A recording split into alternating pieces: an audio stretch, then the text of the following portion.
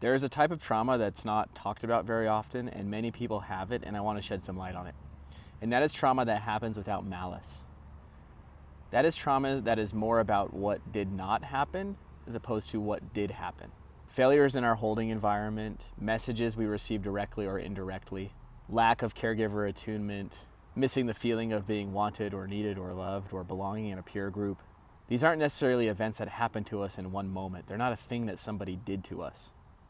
And yet they leave impacts on our nervous system. They leave impacts on our psyches. And one of the most common impacts it leaves is a shame-based operating system.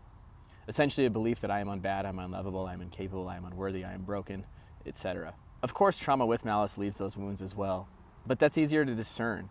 At least for people who have had those experiences, it makes sense why they feel the way that they do.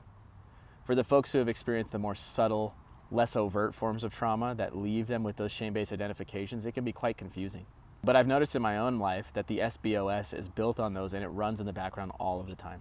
And I've spent years unraveling that and trying to update into a love-based operating system. It's possible to change that. It's possible to update it, I promise. There's more info in the caption if you want it. And please remember, feeling is freedom.